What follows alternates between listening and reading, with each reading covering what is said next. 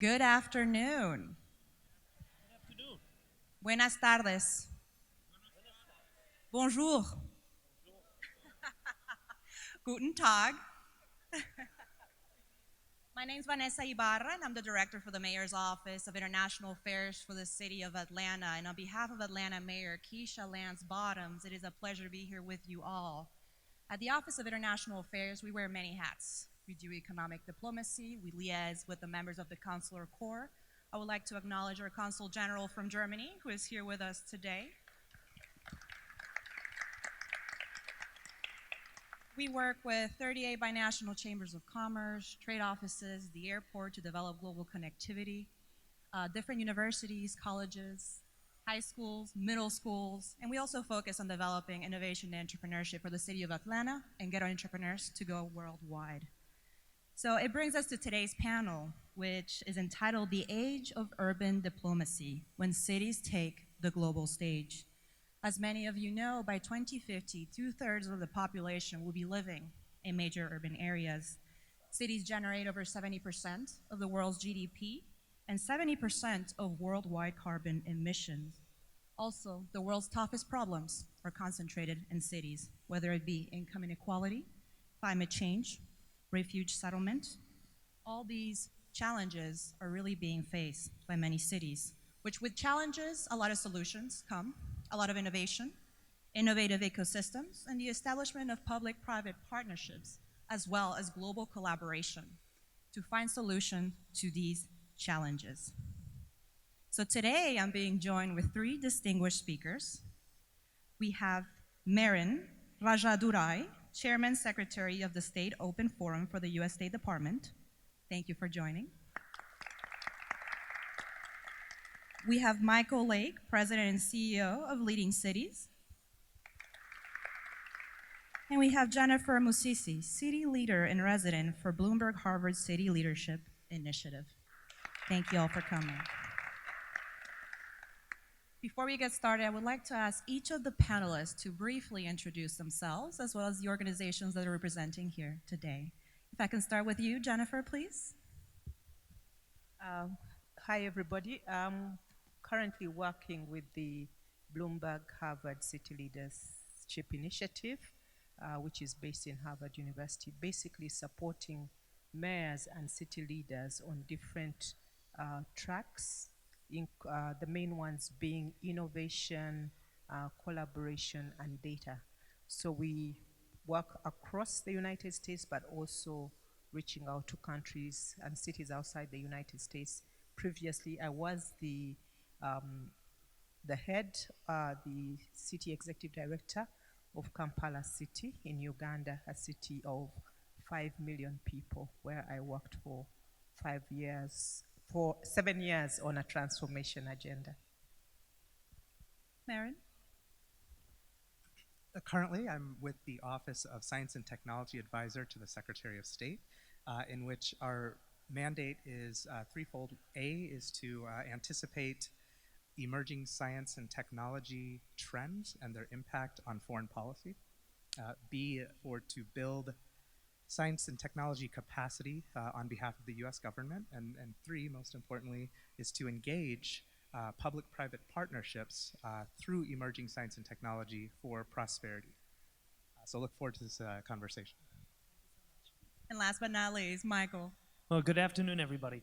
As was said, I am the president and founder of Leading Cities. When I started this organization over a decade ago, there were two purposes that we had. One was to foster city-to-city diplomacy, and the second was to help cities achieve smart city status. At the time, both concepts were fairly foreign to most city officials, and now they have both become more commonplace.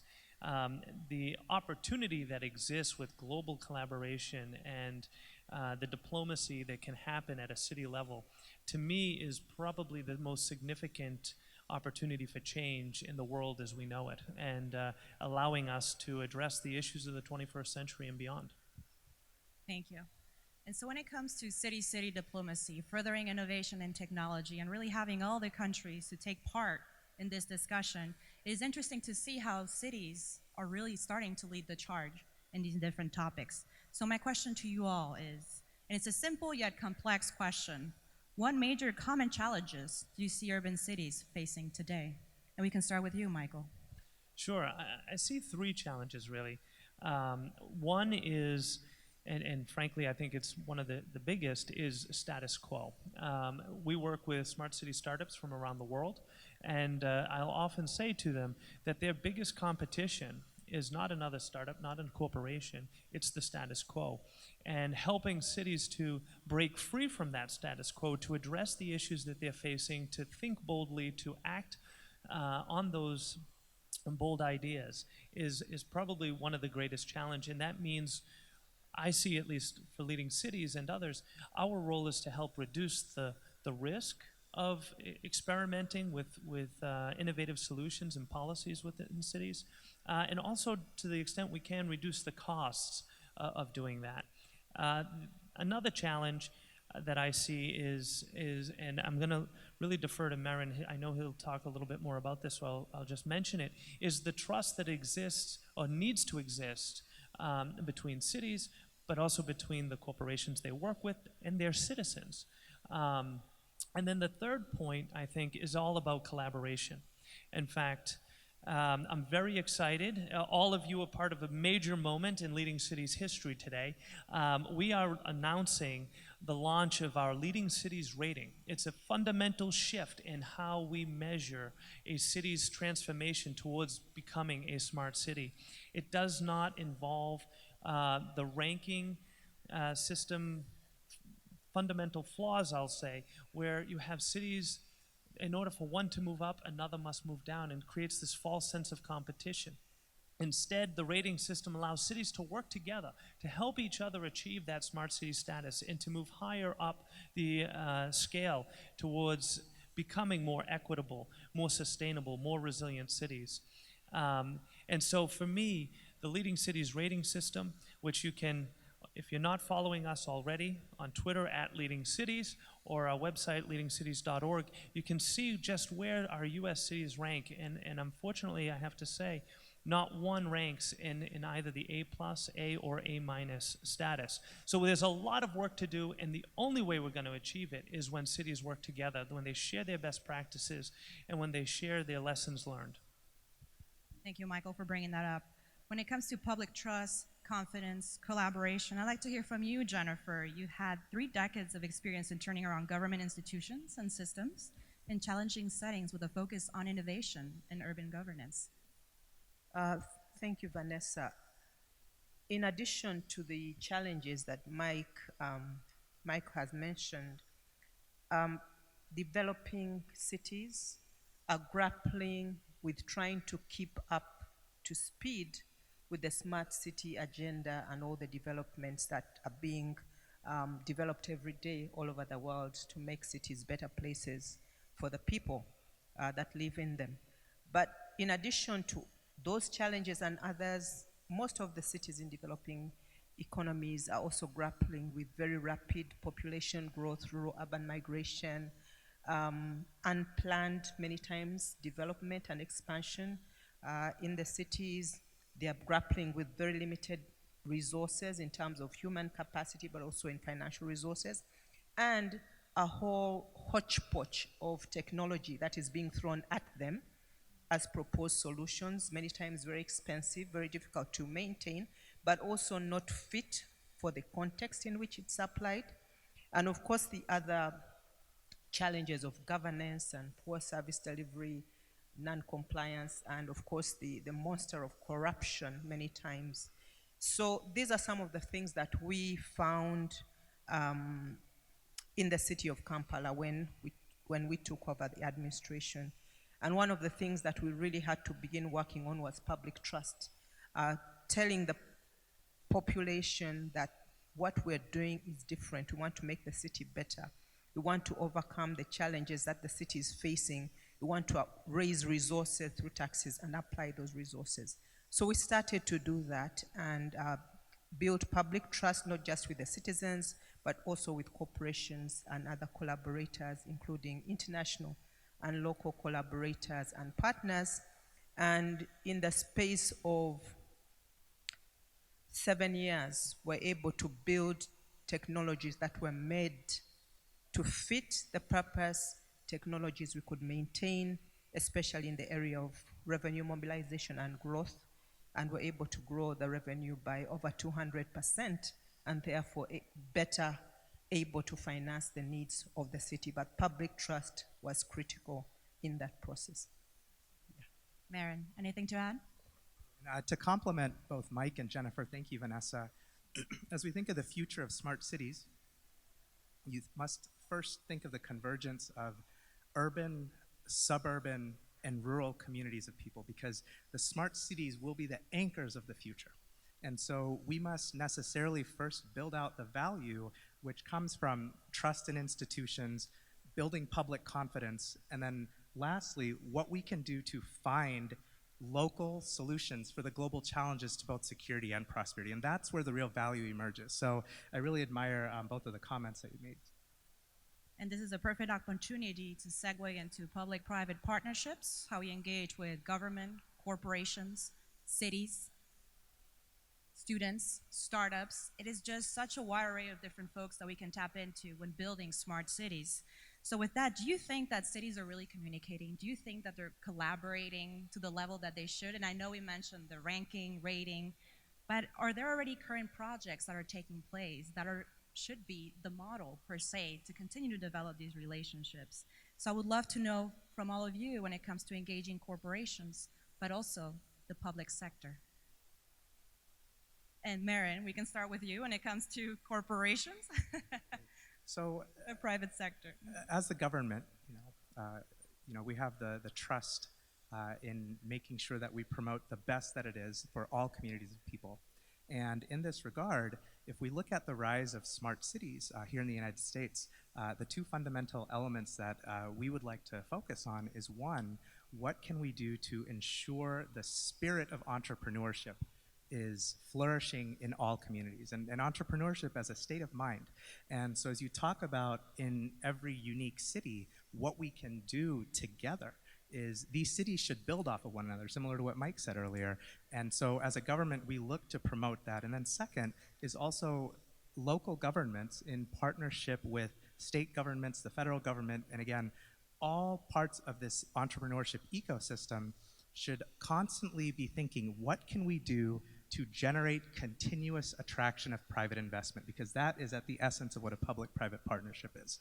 And so, Vanessa, I hope I answered. That's what we're here to do, but I'd love to hear your thoughts. And if you could also, Merin, talk about GES, the Global Entrepreneurship Summit. We had the opportunity of attending, and we thought it was a wonderful event to really get entrepreneurs to go and to learn about the various possibilities outside of the United States. Absolutely. The U.S. State Department provides our assets through our embassies and consulates around the world. And this year, 2019, we hosted what we have as our premier global entrepreneurship initiative, known as the Global Entrepreneurship Summit in The Hague. And through the GES this year, we generated approximately $390 million of private investment into deals for entrepreneurs.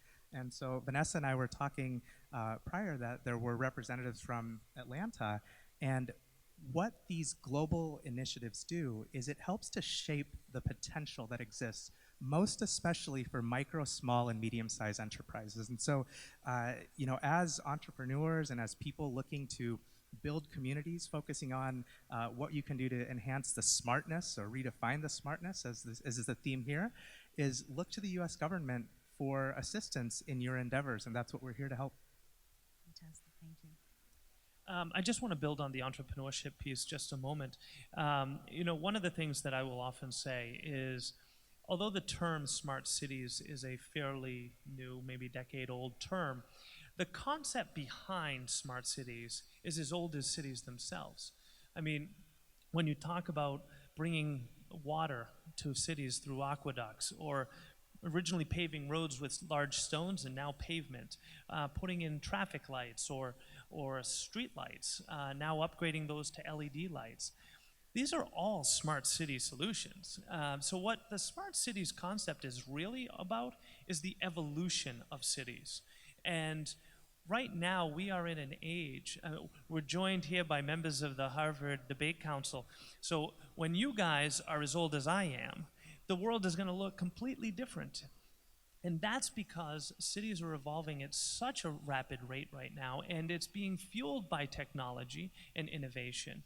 It's being fueled by the startups that are the real innovators in this ecosystem.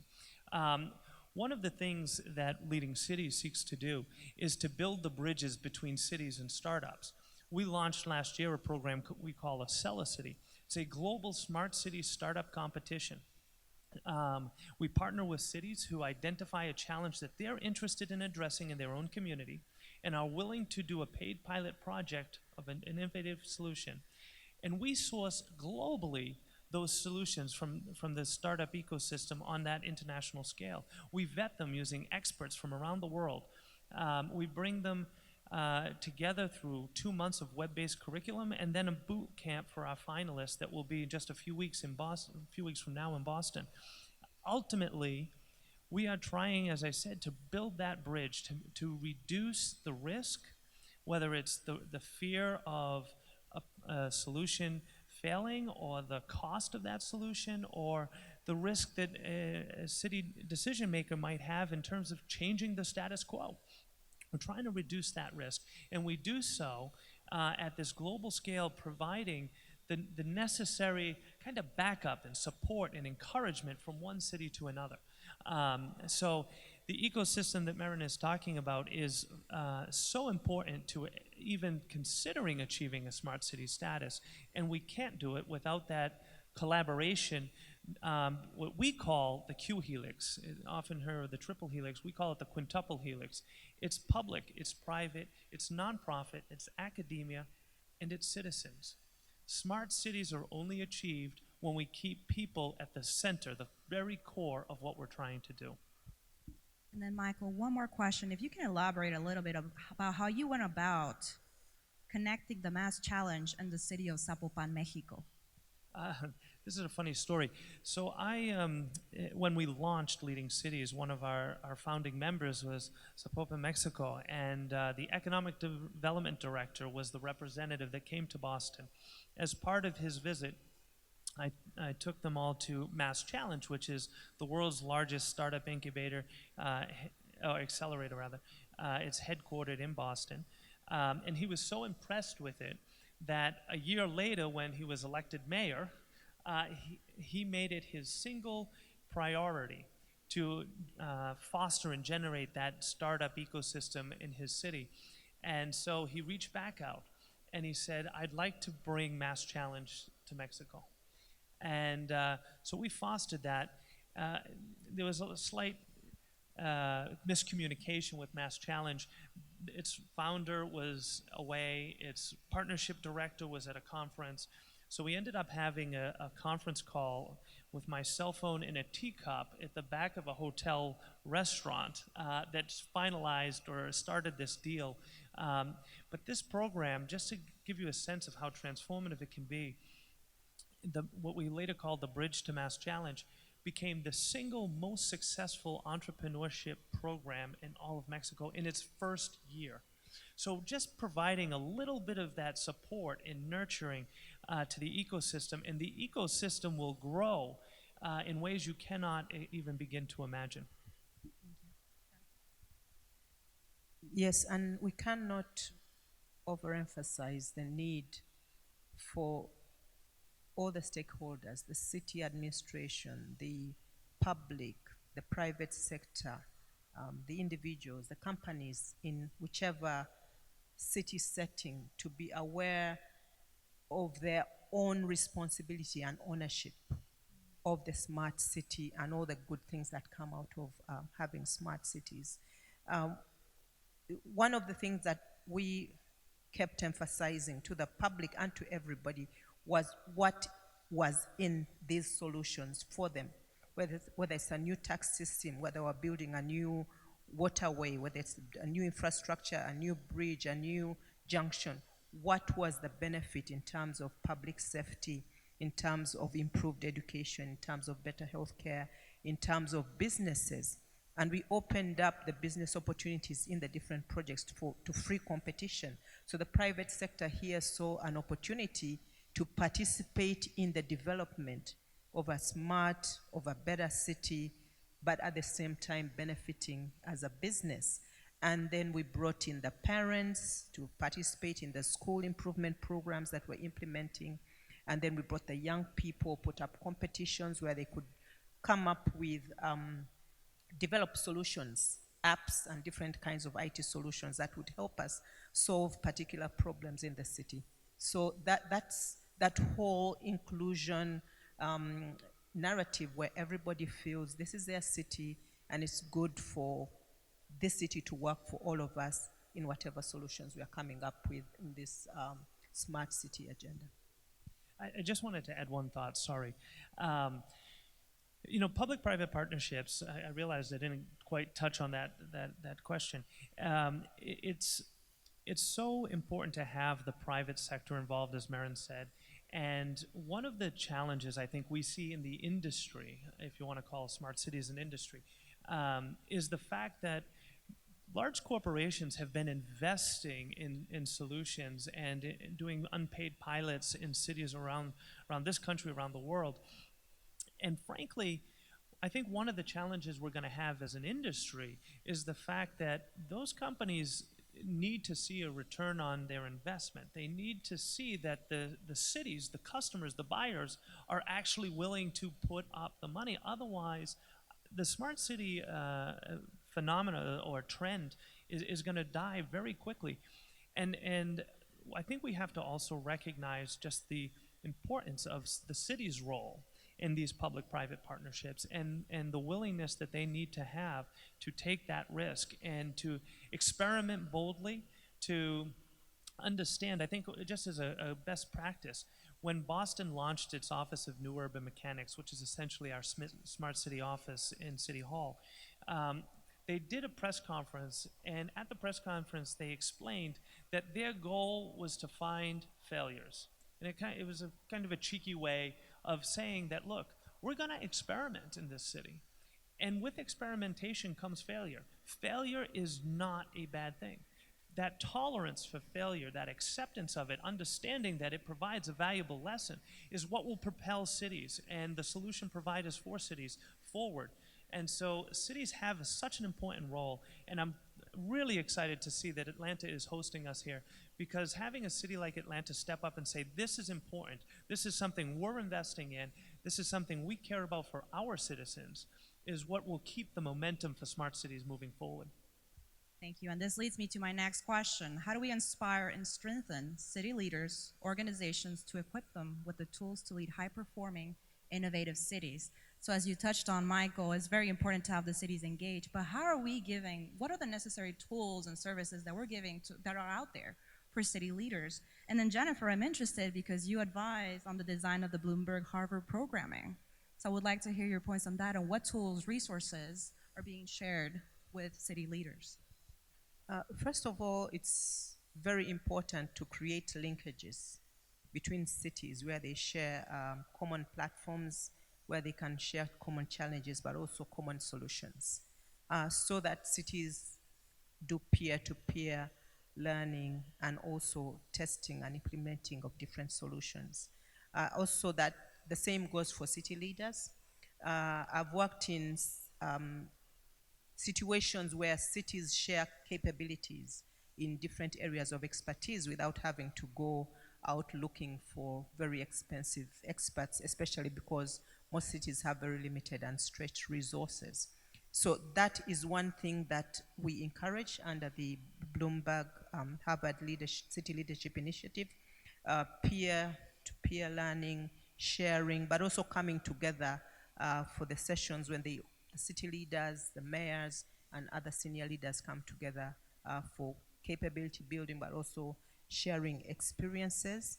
On the side of the developing cities, I have seen Kampala share solutions with other urban centers in Africa, solutions that have worked, but likewise we have also adopted solutions from these other cities.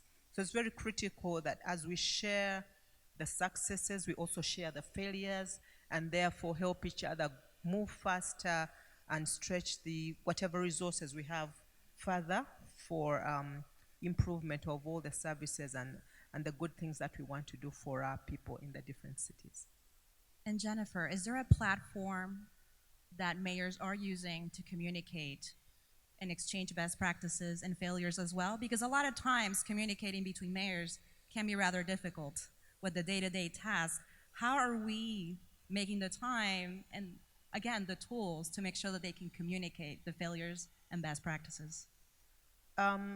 Apart from the sessions when mayors physically come together for a couple of days, about 4-5 days a week, a month, no, a week or 5 days once a year, they all come together for these sessions.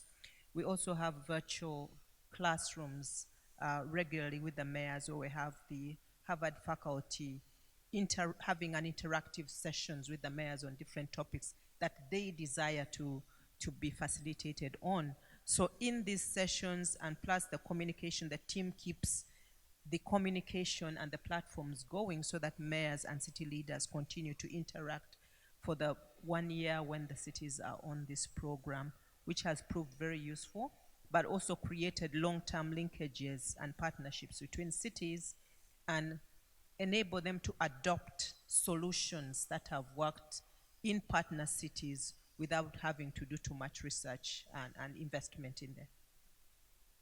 And Merin, you have advised 5 secretaries of state. So my question to you is also, what tools have been in just services or anything that is provided to them in order to be able to lead? Communication is vital. Just to reinforce the point made, to share knowledge is at the heart of how we all rise together. And I return to the point of the convergence of urban, suburban, and rural communities of people, that the inspiration of leadership comes from the people. And we must always keep that at heart when we're thinking about the smart cities themselves, is how does this then help us to expand the nature of prosperity, right? And so that's, I think, the best I could answer for that. And Michael? And so one of the other things that I think is so important is how smart cities fits into the global context in terms of challenges. And we all know the critical need for us as humanity to create a more sustainable planet. We cannot achieve that sustainability without cities. Building on some of the stats that Vanessa shared, one of the others is that cities occupy 2% of the world's land and use 80% of the world's resources. My wife and I just had our first child. When he is my age that I am now, more than 70% of the world's population will live in cities. If we don't create cities that are able to meet those needs and provide those services, we're never going to get there. We're never going to allow cities to welcome all of those folks and provide a quality of life that they deserve.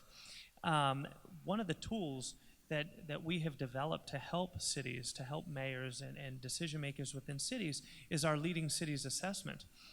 It's a web-based tool that helps a city evaluate where it is, set its own goals and objectives, engage in this process stakeholders from around the community, whether it's citizens or academics or corporations or whatnot, to be part of the process, to be part of the visioning for what that particular city wants to achieve in terms of its smart city goals. And this is something that has sparked a major shift in leading cities. When we started, we only allowed 1 city per nation and only 10 cities worldwide, because we were doing research, and you can only have so many cooks in the kitchen. But now that we have developed tools like the Leading Cities Assessment and the Acela City program and others, we are now, for the first time, opening our resources, our tools, our best practices and knowledge-sharing platform to cities of all sizes all over the planet, regardless of location or any other factor. So we do see that leading cities will become another venue or avenue for cities to engage directly. We actually also host a matchmaking platform. I referred to it as the city online dating. But it's understanding that cities have common challenges, they have common objectives, and when you can bring two or more of them together, you help to not only reduce the risk that I talked about earlier, but also reduce the fear, because you're doing this in conjunction with someone else. You're thinking about things slightly differently from different perspectives, and you reduce the chance of failure, even though, as I said, failure is not a bad thing. But ultimately, we cannot achieve sustainability without the collaboration among city leaders. And the focus, of course, of this expo is equity, diversity, and inclusion. So my question to you all is, we have a lot of entrepreneurs, we have a lot of students. What would be the message that you would like to leave with them on how to engage with cities and also different organizations to further technology, innovation, and a lot, of course, everybody's focusing very much on climate change, sustainability. What words would you leave behind them on how they can engage? I was talking to some of the students that are with us from the Harvard Debate Council, and one of the things I said to them is the fact that they're participating in this program is teaching them probably one of life's greatest skills, which is to exercise your own voice, giving you that confidence, that ability, that skill to stand up and speak up on behalf of yourself, on behalf of somebody else, on behalf of your community. And so citizens have a really important, of all ages, have a really important role to play in this, and to not see government as this amorphous thing that exists, but to see it as a partner in creating the future of the city you want to be living in. I also think that cities have a very big responsibility in opening up space for all these other players, the private sector, the investors, the citizens, to be able to communicate. Many instances you find a gap between the city administration and the rest, and slowly cities are beginning to close that gap and coming up with very innovative ways of communicating with the public. But also it is important for these other stakeholders through their different groupings to take the initiative and reach out to the city administration. There are lots of opportunities, but also cities are very, very overstretched, very busy, and sometimes they may not have the time to do all the communication on everything that they're doing in terms of opportunities. So these other groupings, private sector, investors, and all these other players in the city have to reach out and try and get the information that they need in order to be included in the development of the cities. And in the end, everybody benefits more and more as this happens. For the next generation, my request would be inclusive leadership. And by that, each of you will add immense value to the future of humanity. And so I want you all to inspire leadership in whatever field of endeavor you pursue, both public and private. And I really hope that all of you do that. And I see that we've gone a little bit over our time. Do we have time for a Q&A? Yeah, no. Okay, well, there's a coffee break right after this, from what I've been told, so you'll have the opportunity to really ask all the questions that you have with our panelists. So with that, I'd like to thank you all for being here and give you all a round of applause.